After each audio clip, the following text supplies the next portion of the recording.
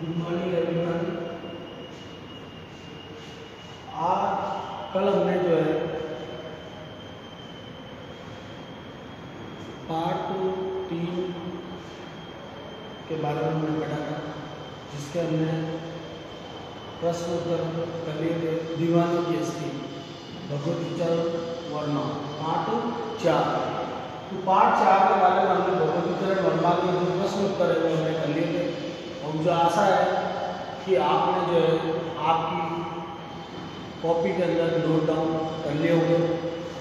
आज जो है हम पार्ट 5 चिट्ठियों की विधियाँ, चिट्ठियों की एक अनिर्दिष्ट विधि। अब चिट्ठियाँ तो तुम्हें पता ही है, चिट्ठियाँ किसको कहते हैं? खत। हमारी उर्दू भाषा में उसको बोलते हैं हम खत। यानी कि एक उदाहरण दे सकता हूँ मैं आपको कि आपको अगर किसी मित्र से कोई काम है, आपका जो मित्र है बहुत ही क्लोज मित्र है, तो आपको उससे कुछ काम है, और आज के वर्तमान दौर में तो आप उसको फ़ोन कर लेते हैं, उसे SMS भेज देते हैं, उसे मेल भेज देते हैं। लेकिन यही बात अगर SMS मेल वगैरह से आप नहीं भेजना चाहते, ठीक है, वर्तमान दौर की बात करो, तो फिर आप जो है उसको किसी कागज पर जो है आप अपने विचार लिखकर उस मित्र तक पहुंचा, चाहे वो किसी के द्वारा आप पहुंचा, ठीक है। तो जब किसी कागज पर अपने विचार, अपनी भावनाएं या अपनी ज़रूरतें हम लिखकर किसी दूसरे अन्य व्यक्ति जो हमारा रिलेटेड हो, हमारा दोस्त हो या हमारा सगा संबंधी हो, कोई भी हो, उसके बाद जब हम पहुंचा दें तो वह एक पत्र का रूप धारण कर लेता है। वो क्या कहलाता है? एक पत्र कहलाता है, ठीक है ना। उसी को हम क्या बोलते हैं? पत्र बोलते हैं। तो इसके अंदर जो है पत्र का मतलब चिट्ठियाँ, चिट्ठियाँ का मतलब पत्र। कोई भी पत्र हम चिट्ठियाँ भेजते थे, तो पुराने ज़माने में ये चिट्ठियाँ थी। अब इन चिट्ठियों की एक अनूठी दुनिया थी, यानी कि किस प्रकार जो है इस चिट्ठियों का एक संसार था, और इस संसार से जो है लाखों करोड़ों लोग जुड़े हुए थे, ठीक है ना। तो इस अनूठी दुनिया के बारे में लेखक अरविंद कुमार सिंह ने जो है इसके बारे में लिखा है कि एक दौर था कि आज से 20 साल पहले जो है इन चिट्ठियों का एक अच्छा जमाना था। इसको एक उस समय इनका बहुत ही क्रेज, ठीक है ना। तो उसके बारे में जो है अरविंद कुमार सिंह ने बड़े अच्छे शब्दों में लिखा है। और अरविंद कुमार सिंह का जन्म 11 जुलाई 1962 को हुआ था, यानी कि अभी तक वो जिंदा है। तो अरविंद कुमार सिंह का जन्म 11 जुलाई 1962 को हुआ।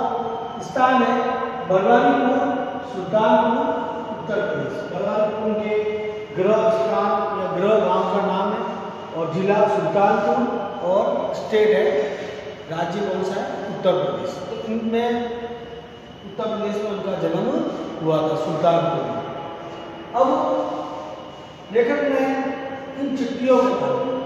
अब आपको तो पता ही नहीं है, क्योंकि वर्तमान दौर में इनका चलन बहुत कम है। लेकिन पहले क्या होता था कि प्रत्येक माए बहनें जो होती थी, या जो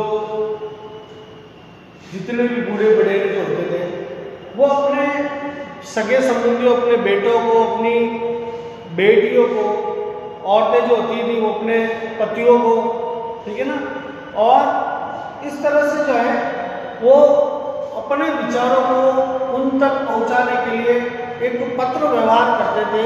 उनको हम क्या बोलते थे?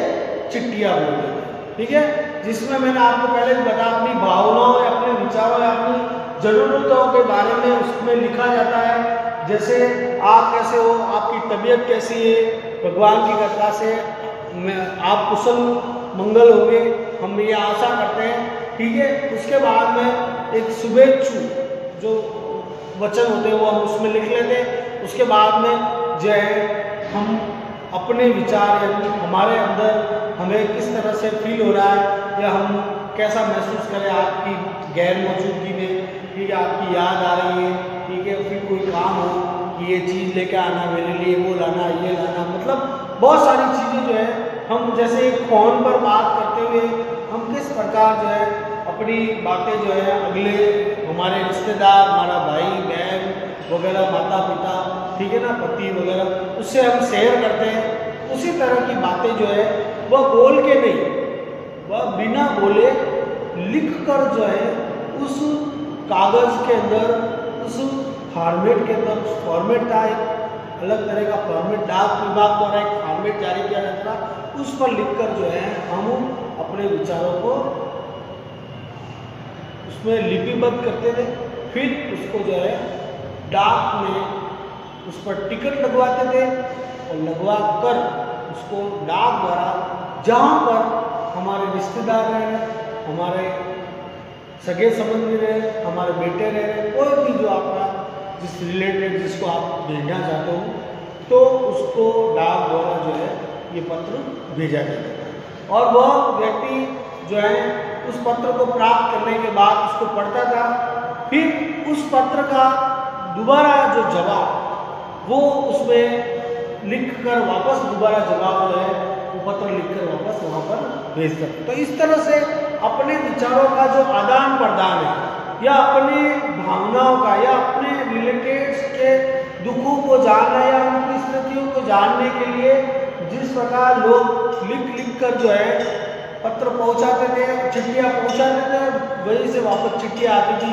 तो जब चिट्ठी लिखकर भेजी जाती थी उस चिट्ठी के रिटर्न वापसी का भी इंतजार किया जाता कि वो चिट्ठी वापस आए। तो ये एक इंतजार जो होता था ना, ये बहुत ही अजीबोगरीब इंतजार था। ये दुनिया जो थी, पत्रों की जो दुनिया थी, बहुत ही अजीबोगरीब थी, ठीक है ना।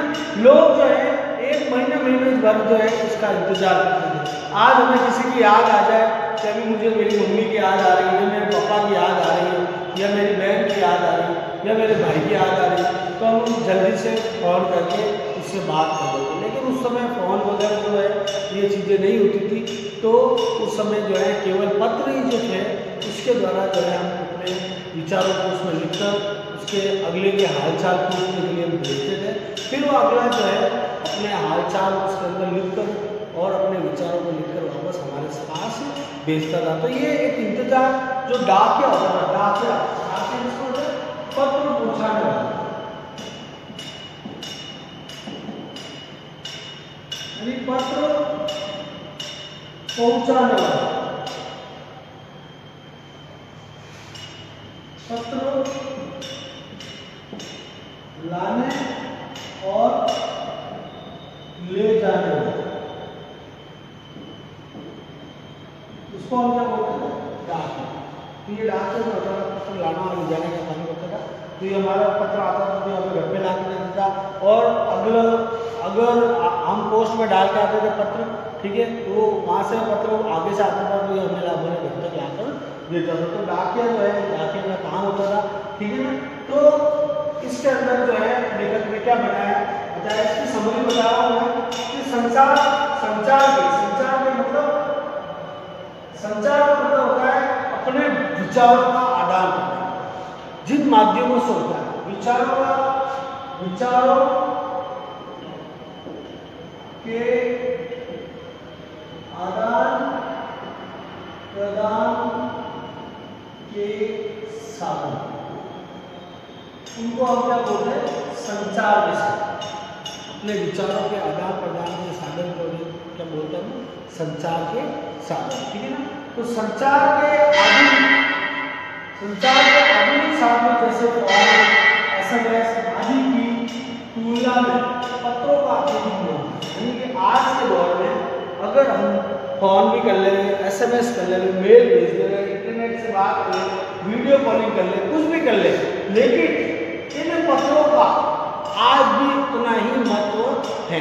ठीक है ना, कि जैसे ही हमारे घर में कोई भी पत्र आता है तो फ़ोन आता है, उस फ़ोन का हम इतना स्पीड से अटेंड नहीं करते जितना स्पीड से हम पत्र कभी कभार ही आते हैं पत्र। अब तो पहले तो रोजाना हर चीज़ के हर काम के लिए पत्र आते हैं, लेकिन आजकल तो कोई इम्पोर्टेंट चीज़ हो या ऐसी कोई चीज़ हो तो उसके लिए पत्र आता है, बाकी सब फ़ोन पे काम हो जाता है।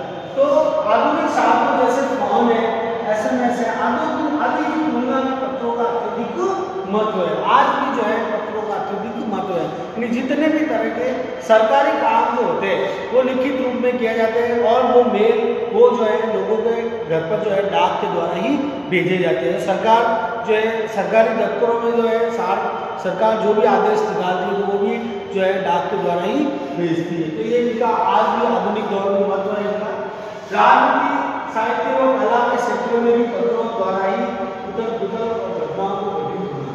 मतलब राजनीति के क्षेत्र में जैसे तुमने देखा होगा कि राजनीति के क्षेत्र में तुमने देखा पुराने जमाने में मैंने आपको बताया भी था कि कवि या लेखक लोग जो होते थे ना, हमारे समाज में क्या स्थिति चल रही है उस स्थिति की या उस घटनाओं की, जैसे स्वतंत्रता आंदोलन के समय जो है पत्रों का जो है बहुत ही बोलबाला था।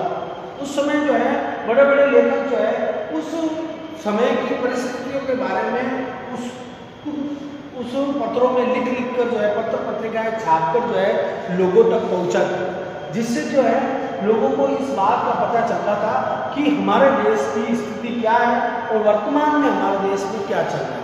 तो लोग उसी के अनुसार उसी के अनुरूप जो है अपना व्यवहार करते थे और उनको क्या करना चाहिए उस समय क्या नहीं करना चाहिए उसका उनको पता चलता था। तो ये पत्र जो है राजनीति के अंदर भी बहुत ही महत्व रखते हैं। उसके अलावा जो है साहित्य के क्षेत्र में भी बड़ी बड़े लेखकों बड़े बड़े कवियों के द्वारा जो पत्र पत्रिका है, बड़ी बड़ी कहानियाँ उपन्यास, ठीक है ना, उसके अलावा कविताएं वगैरह जो है हमारे देश के लेखकों द्वारा लिखी जाती है, तो वो पत्र पत्रिका द्वारा ही उनके लोगों तक पहुँचाई जा सकती है। ठीक है, और कला के क्षेत्र में मतलब कला के क्षेत्र में हमारे देश में क्या अच्छी चीज़ है, हमारे देश में क्या विशेषता है, क्या चीज़ है, उसको भी जो है उसके अंदर लिपिबद्ध किया जाता है, उसको प्रिंट जो है उसके फोटो के साथ उसमें डाले जाते थे। तो इस तरह से जो है पत्र जो है राजनीतिक साहित्य और कला के क्षेत्र में भी पत्रों द्वारा ही उथल-पुथल या घटनाएं घटित होती थी। ये मैंने तुम्हें पहले भी बताया था, स्वतंत्रता संग्राम में जो है पत्रों का बहुत ही योगदान था। अब मानव सभ्यता के विकास में पत्रों का महत्वपूर्ण योगदान है।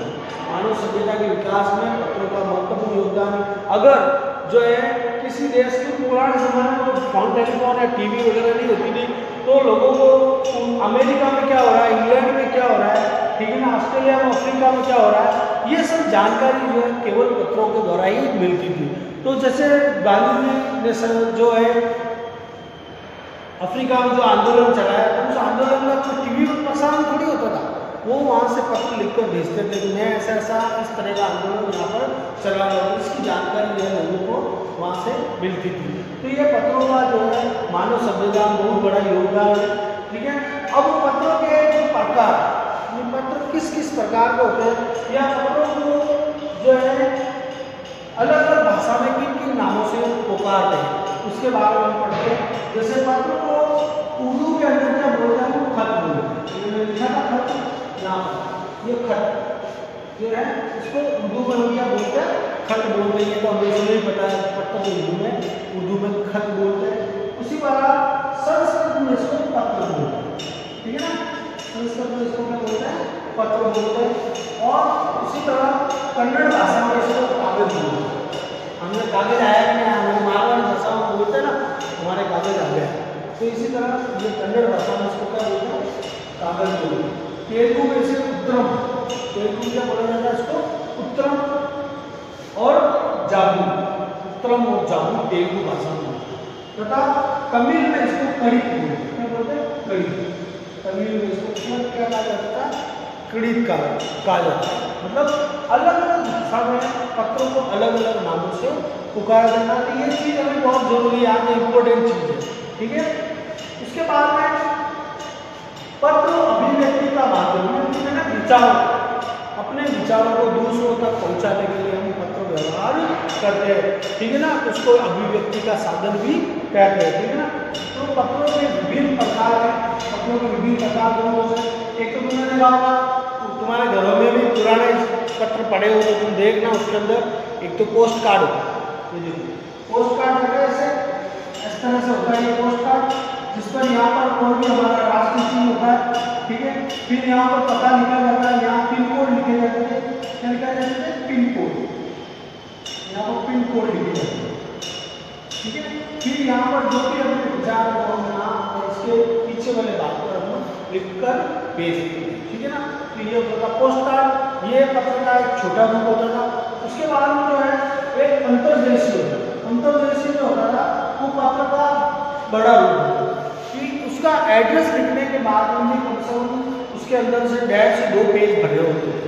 इसके अंदर में 1.5 पेज मिलता, मतलब बहुत ही कम स्पेस मिलता था हमारे, अगर हमारे विचार ज़्यादा है, हमारी बातें ज़्यादा है, कम अंतर्देशीय लिखकर भेजते थे, जिसके 2-3 पेज होते थे, ठीक है। और इस पर भी जो है कोई जो है सरकारी चिन्ह होता था, ठीक है ना, राष्ट्रीय चिन्ह, और उसके अलावा उसमें एड्रेस और पिन कोड डाले जाते थे। तो ये 3 पेज का होता था, लगभग 1 आधा 1 2 और 3 साढ़े 3 पेज का अंतर्देशीय होता था, और 1.5 पेज का जो होता था होता था पोस्ट कार्ड, ठीक है ना। उसके बाद में जो है ये होता था लेटर कार्ड। लेटर कार्ड जो है ये सरकारी कार्यालयों के लिए यूज होता है, सरकारी कार्यालयों के लिए यूज किया जाता है, सरकारी कार्यालयों के लिए यूज किया जाता था लेटर कार्ड। तो ये 3 तरह के फॉर्मेट होते थे जो पुराने जमाने में अपने विचारों के आदान अभिव्यक्ति के साधन होते थे, उनके द्वारा लोग जो है भेजते थे। फिर तो धीरे धीरे तार आ गया, फिर धीरे धीरे वायरलेस आ गया, फिर धीरे धीरे इंटरनेट आ गया, फिर मोबाइल आ गया, और आज तो आपको पता ही है कहने की बात है, ठीक है। तो भारत में रोज 4.5 करोड़ लोगों का नाम द्वारा एक स्थान में दूसरे स्थान पर पहुंचा, मतलब उस समय जो है भारत के अंदर 4.5 करोड़ यानी 4.5 करोड़ पत्र जो है रोजाना एक स्थान से दूसरे स्थान पर पहुंचाए जाते थे, ठीक है। वर्तमान में भी कुछ पत्र, बहुत सारे पत्र आज भी डाक के द्वारा पहुंचते हैं, ठीक है ना। और ज़्यादा से ज़्यादा व्यापारिक माल भी जैसे रजिस्ट्रिया होती है डाक में, ठीक है, और कोई मेल, कोई मतलब पैकेट सामान है एक स्थान से दूसरे स्थान में भेजना, दूसरे द्वारा हम भेजते हैं डाक के द्वारा, ठीक है। तो भारत में रोज 4.5 करोड़ पत्रों का एक स्थान में दूसरे स्थान में पहुंचाया जाता था, ठीक है। पंडित नेहरू ने भी पत्र के महत्व को स्वीकार किया था। पंडित नेहरू ने जिस प्रकार